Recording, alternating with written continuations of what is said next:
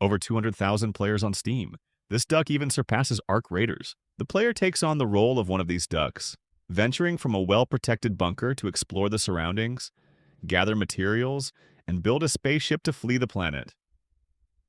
This odd parody of Escape from Tarkov, with a touch of Hotline Miami, is currently gaining great popularity on Steam, even surpassing longtime hits such as Apex Legends, Rust, and Stellaris, and is even competing with Battlefield 6.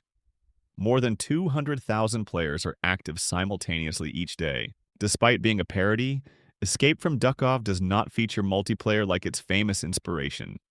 However, it offers something the original does not: a specific motivation for escape and a clear plan for doing so. More than just a joke, Escape from Duckov is also a surprisingly competent game. For about €18, players can enjoy around 40 hours of gameplay filled with humor and challenge. It offers a lighthearted extraction shooter experience with a fully adjustable difficulty system, ideal for those seeking a break from competitive multiplayer games.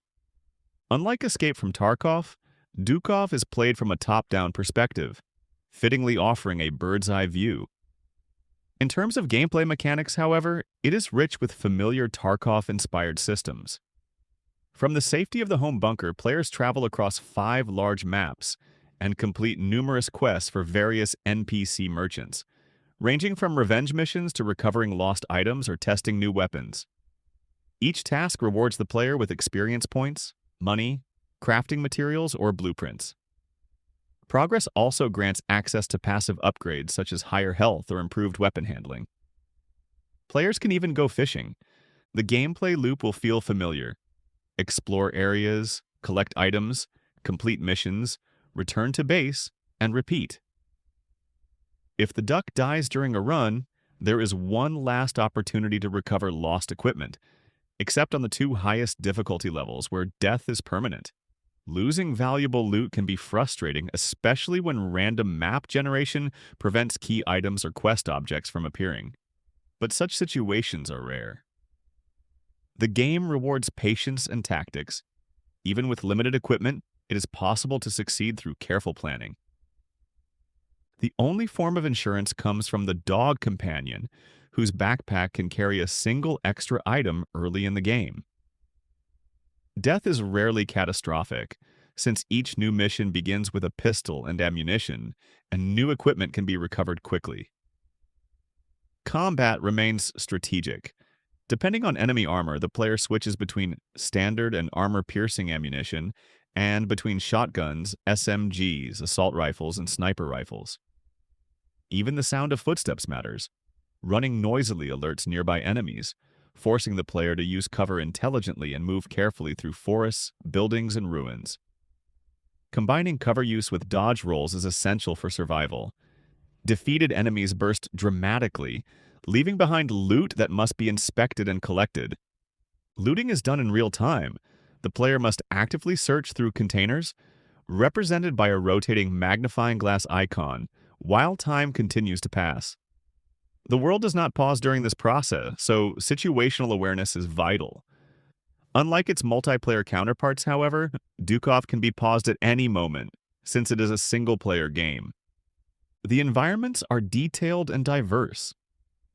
The starting area, called Ground Zero, is a forest landscape with a mountain at its center and several enemy bases. The content of each location varies. Residential houses contain household goods like mugs or cleaning supplies.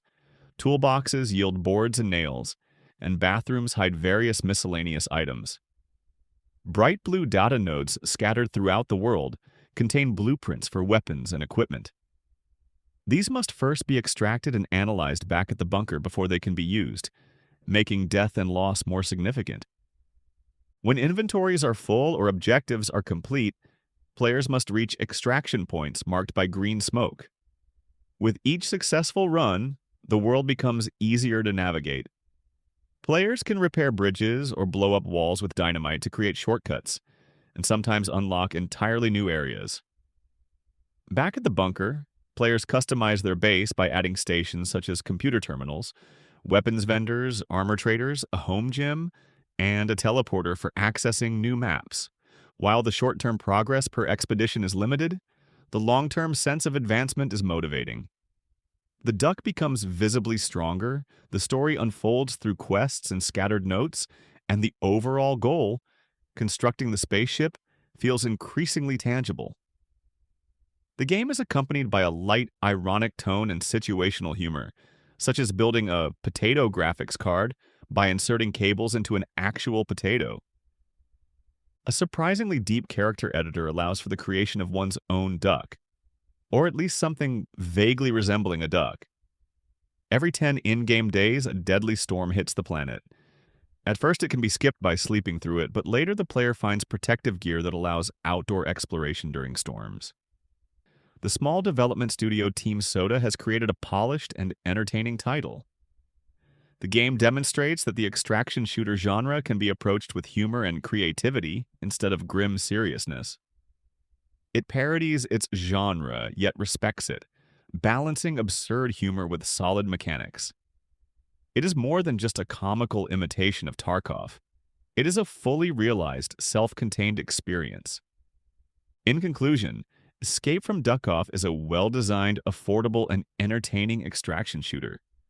Its combination of a clear objective, adjustable difficulty, detailed environments, and gentle humor make it one of the more unique and enjoyable recent releases on Steam.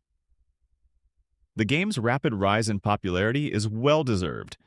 It is a product that understands both the appeal and the flaws of the genre it imitates.